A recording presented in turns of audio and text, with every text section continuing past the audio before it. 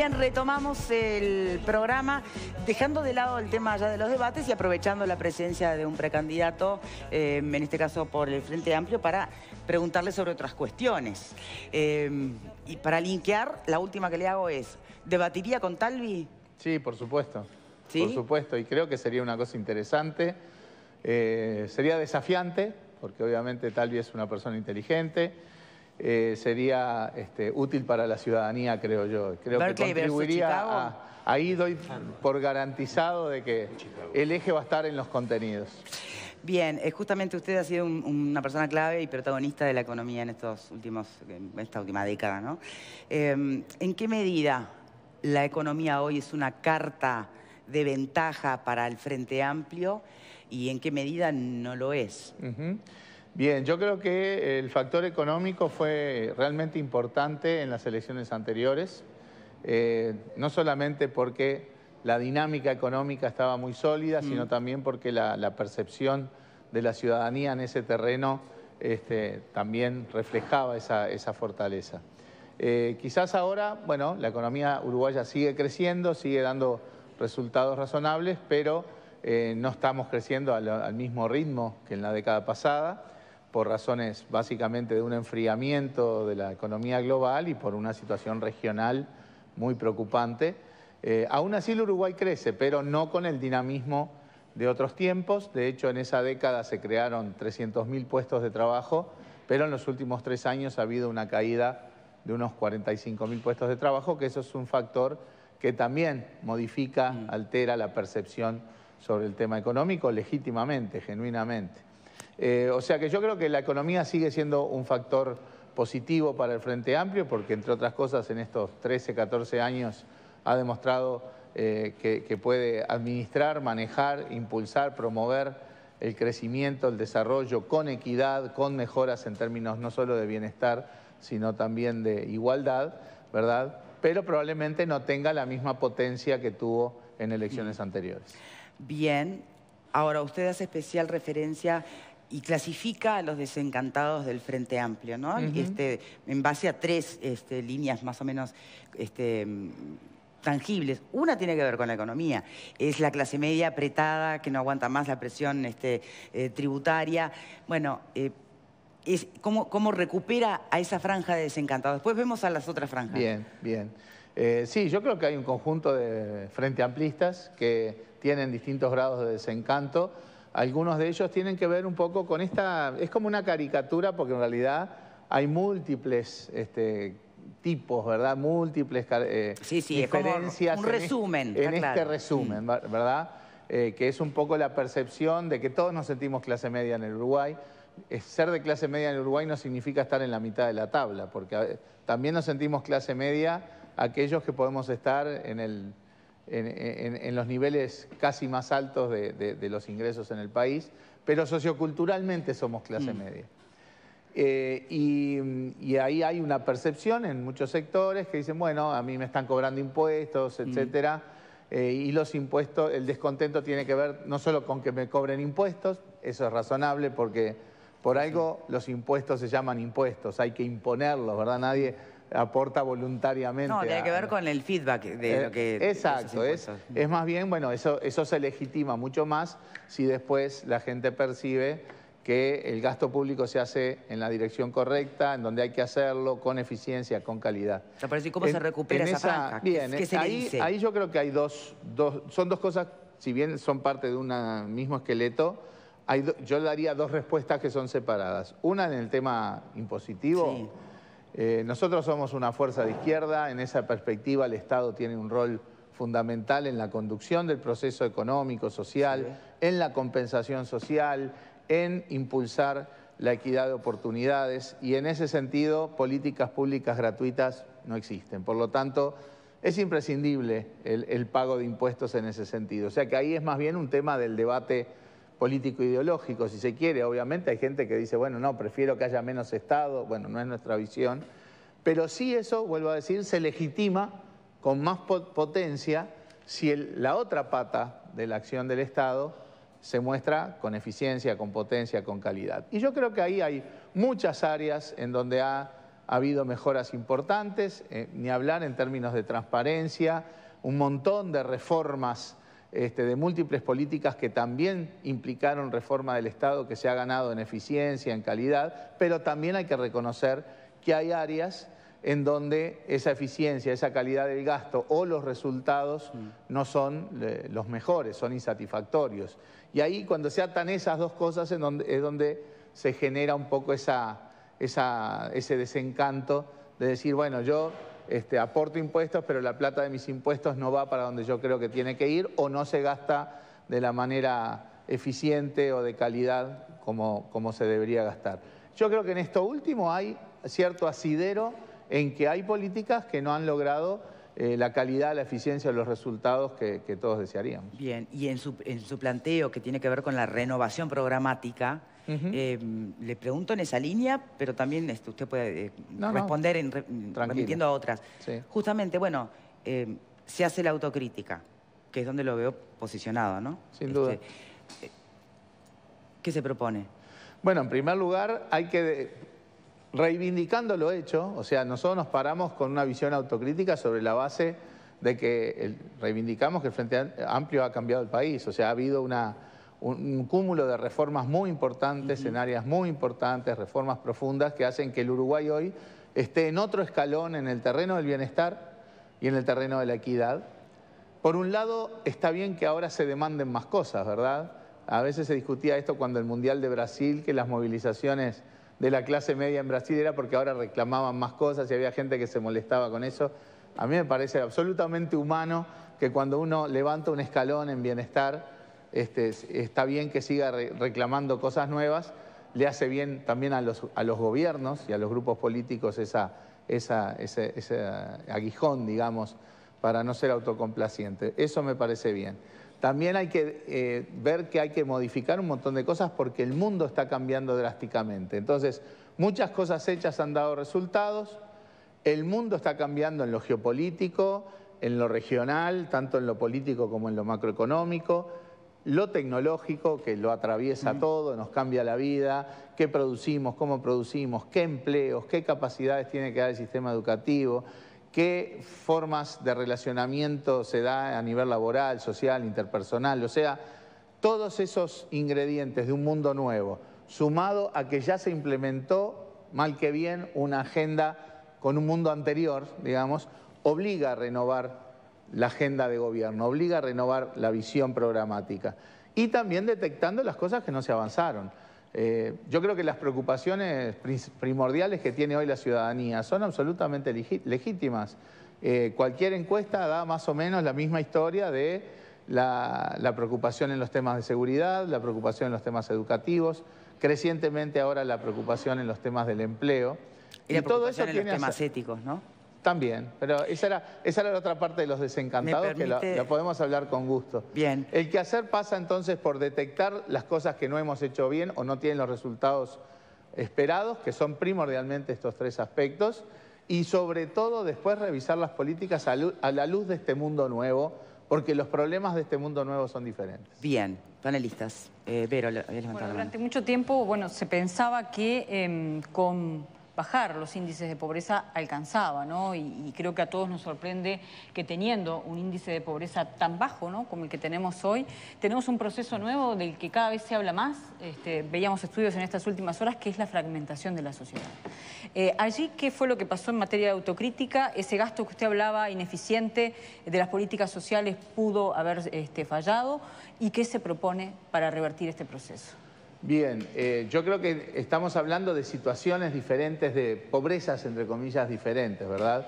Cuando el Frente Amplio asume el gobierno, casi el 40% de la población estaba bajo la línea de pobreza, casi un 5% estaba en extrema pobreza, en marginalidad, en indigencia.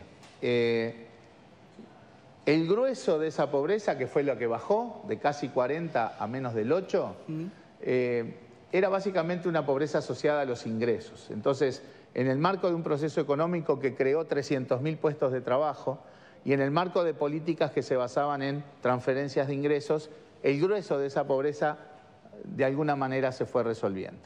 Ahora estamos en un núcleo duro de pobreza en donde el eje central no es esencialmente un tema de ingresos, es un tema de aspectos mucho más multidimensionales y de repente las mismas políticas que ayudaron a resolver lo anterior no son las más hábiles para resolver esto, que no solo tiene que ver con ingresos, sino también con cuestiones culturales, históricas, más asentadas en temas de falta de valores en algunos casos. O sea, tenemos una problemática que es distinta y hay que abordarla de manera mucho más multidimensional. Bien. La autocrítica en esto sí tiene que ver que una vez que llegamos a ese punto no hemos tenido la capacidad de reaccionar. No se pasó de página en la política social. Exacto, en cuanto a la necesidad de coordinar de otra manera las políticas públicas, dejar un poco de lado algunas cosas que ya no son efectivas, pasar a tener los recursos en las cuestiones que implican la coordinación y resolver esa pobreza diferente con políticas diferentes. Bien. Tenemos que revisar y hacer más eficiente y más coordinada las políticas sociales, sin duda. Graciano. El otro día, cuando estuvo de visita el expresidente, el doctor Sanguinetti, hablando de estos temas, él acuñó el concepto, que lo ha dicho en algunas otras entrevistas, de la monetización de las políticas sociales. ¿Qué quería decir con esto? Que, digamos, las políticas sociales de los últimos 3 periodos de gobierno habían girado en torno de la... Transferencias de dinero. De la transferencia de dinero. Y cuando el economista Vergara hace referencia al proceso, digamos, de la baja de la pobreza, y él lo asocia, obviamente, con la recuperación del empleo y, por lo tanto, del salario, que es una cosa obvia. Sin embargo, esa fue la principal causa. Claro. Sin embargo, las políticas sociales, lo que podríamos llamar las políticas sociales, en todo el periodo, no cambiaron nunca. Porque, obviamente, el aumento del empleo y, por lo tanto, del ingreso no es una política social, es resultado de variables económicas que seguramente el gobierno haya acertado en algunas de las cosas que hizo. Ahora, en cuanto a política social específicamente dichas, la línea ha sido uniforme. O sea, no es que hubo un cambio y ahora hay que ayornarlo, no. Fue la misma línea de transferencia de dinero. Entonces, hoy lo que me parece que hay que evaluar es el fracaso, mejor dicho, el resultado de esa política, que es el fracaso. Porque lo que describe el economista Vergara es un resultado negativo de esas políticas. Entonces, no es que haya que ayornar la política. Primero tiene que haber una revisión. ¿Fue la política correcta, la de enfrentar ese núcleo duro de la pobreza a través de transferencia de dinero? O quizás, como decía el doctor Sanguinetti, había que transferir bienes públicos en lugar de dinero. Me permiten más preguntas. Después Después por invitado alusiones, ¿sí? va tomando. Ahí está, Y pues, porque si no, ponen en mi boca cosas que yo no puede digo. participar. A ver, Alfredo. Hay decenas de miles de frenteamplistas que estamos insatisfechos con el gobierno de 13 años. Porque más allá de las bajas, de la pobreza, todo eso, hay centenas de miles de uruguayos que ganan 15.000 pesos. Y con 15.000 pesos no vivís en Uruguay hoy. ¿Tá? Tenemos problemas con la educación serios, siguen habiendo asentamientos. Es decir, como que nos falta, es decir, se perdió 13 años para no avanzar tan poco. Se avanzó mucho, pero no es suficiente. Entonces, hoy por hoy... distintas, ¿no? Sí, se avanzó mucho, pero no es suficiente. Hoy por hoy, para ganar a esa gente que está hoy muy crítica al Frente Amplio, tenés que proponer otra cosa diferente. Vos decís autocrítica, pero sos muy blando en la autocrítica. Me parece que así no lográs canalizar ese grupo de gente que vos decís desencantado. Bueno, o proponés algo más concreto, o me parece que no atraes a esa gente. Va tomando nota, ¿no? Sí, Permítame que hable un buen ejemplo de Alejandro. desencantado. Lógico. A ver, Ale. Bien cortito, recién aludiste a algo que todos sabemos, los problemas vinculados a la, que yo prefiero llamarle violencia, pero que los medios insisten en llamar inseguridad, están como los que más preocupan al público, junto con los de la educación. A propósito de esos temas, tú has dicho en otros medios que en lo que refiere a la educación, estarías dispuesto a cambiar las autoridades del CODICEN en caso que tú fueras el presidente de la República. Sin embargo, los temas de seguridad seguirías apostando por Bonomi. No dije nunca eso. Bueno, tenés la chance de dejármelo más claro aún. A ver, seguridad, educación, políticas sociales, economía, ¿cuánto rato tenemos? No, poco. Poco. A ver. Es un debate. ¿Querés que sea Acá duro, se va a pero ver en su un capacidad minuto? de comunicación. Aproveche, sí. Primero, no tengo el gusto de compartir la opinión del doctor Pascale, ¿verdad? No tomaría a Sanguinetti como un referente exitoso de las políticas sociales, pero en todo caso ha habido cambios en las... Lo hice, yo simplemente traje un concepto. No digo, vamos a aclarar. Bandideamos los dos, Graciano. Las políticas sociales tuvieron variantes, ¿verdad? El foco principal en los primeros 2 años fue el plan de emergencia, que fue ir al territorio directo a trabajar de determinada manera, después viró hacia un plan de equidad. Después es cierto que está faltando en esta última etapa reacción, pero no es solo con crecimiento económico que se mejoró la equidad y que se bajó la pobreza. Porque ese crecimiento económico se transuntó, como bien usted decía, en aumentos salariales, porque también el Frente Amplio hizo otra reforma que fue la de las relaciones laborales. En los 90 la economía crecía y el salario no.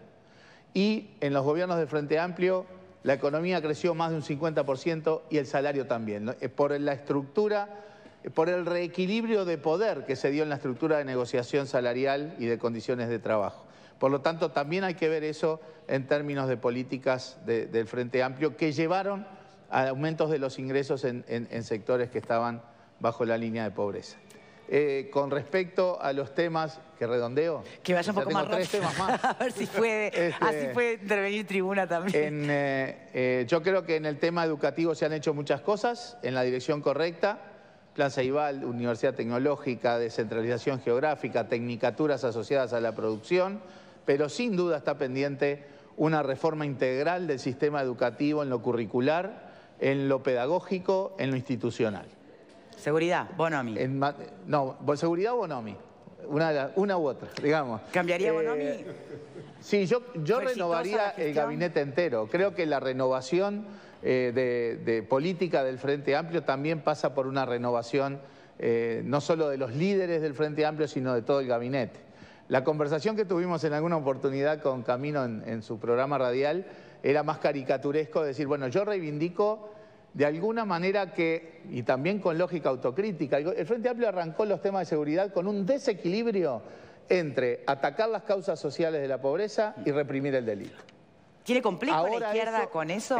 ¿Tiene complejo la izquierda con eso? Tuvo. ¿Ya no? Tuvo porque la palabra represión nos revolvía el estómago, porque pensábamos en la represión política, en la represión a las personas, cuando en realidad se trata de reprimir la delincuencia, el delito. Eso ha ido cambiando. ¿Pero lo vinieron a entender justo al final de los 14 años de gobierno? No, yo creo que ya se ha ido equilibrando antes y lo que está pasando en los últimos 2 o 3 meses, que fue lo que yo reivindiqué y sigo reivindicando, es que estamos poniendo más equilibradamente ambas cosas, también porque hay formas y modalidades de delito y de delincuencia hoy que hace unos años uno no veía, todos los asociados a los temas del narcotráfico y demás. Yo sí creo que ahora estamos mejor equilibrados en esas dos cosas porque estamos entendiendo que lo que hay que reprimir es el delito y hay que hacerlo de manera clara, con un discurso bien claro de dónde están los límites de las cosas. Bien, Tribuna, pido disculpas. En vez de preguntas,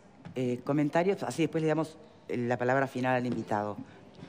Sí, bueno, lo más breve posible. Yo creo que autocrítico también de los 13 años de gobierno, creo que han faltado un montón de cosas y entre ellos tiene que ver con gastos que debería hacer el Estado en el presupuesto nacional para combatir esos mismos 3 temas, la gente durmiendo en la calle, la gente en las cárceles y la salida de los presos para que se reinserten realmente en la sociedad y que no fuera un tiempo de espera alejado de la sociedad y que después vuelven. Se debería dar más presupuesto y eso tiene que ver con recortar otros gastos que son superfluos.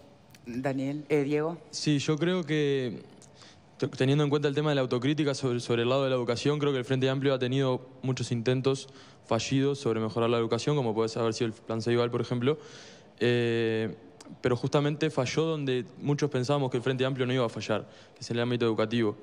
Y en realidad yo sí tenía una pregunta cortita, que era cuál era su percepción ante la propuesta, hoy hablábamos de Talvi, de los 136 liceos públicos que tienen pensado implementar en los contextos vulnerables. Digo, si lo puedo hacer medio resumido, rapidito, me gustaría saberlo porque desde el lado de primaria, por ejemplo, ayer el consejero sé que tuvo ideas que no fueron totalmente ciertas y me gustaría saber su opinión. Bien. Sobre el tema de cuestiones en las políticas sociales, la gente en situación de calle y demás, es un buen ejemplo de la falta de coordinación en las políticas económicas. Y en los temas de rehabilitación, si bien hay cosas incipientes como el polo industrial del CONCAR y algunos cambios que se están haciendo desde la Dirección Nacional del Liberado, es más bien un tema de estrategia, de que le estamos cerrando en la estrategia. No es estrictamente un tema solo presupuestal, porque de hecho ha habido aumentos presupuestales enormes en áreas donde han funcionado las cosas y en las que no han funcionado tan bien. aumentos presupuestales en la educación, en la salud, en la seguridad, han sido prioritarios y han sido de enorme envergadura. Yo coincido con tu preocupación, pero la resolución no es estrictamente de dotar más de presupuesto, sino que nos estamos fallando en las definiciones de algunas estrategias. En el tema educativo, sin duda, la cosa no pasa solamente por una cuestión que a veces es más efectista que una resolución real, como decir, bueno, 137, no sé qué número, digamos, de escuelas de ciertas características que cuando uno va a cada una implican elementos presupuestales enormes. No están, en estos años se han construido una cantidad de infraestructura educativa nueva. No considero el Plan Ceibal como como una política fallida. El Plan Ceibal es el germen de lo que tenemos que hacer en materia educativa de acá para adelante. Y ha habido un montón también de expansión en los establecimientos de tiempo completo y demás. Vergara, disculpe, ¿cuántos puestos de trabajo se perdieron? En los últimos 3 años, unos 45.000. Bien, agregué uno, porque hoy me están despidiendo porque no estoy pudiendo cortar y pedir la pausa respetando el tiempo. Gracias por habernos acompañado. Un gusto. Lamento que el final tenga que ser tan rápido. Son tantos temas. Bien, otro día. Con gusto. Pausa y ya venimos.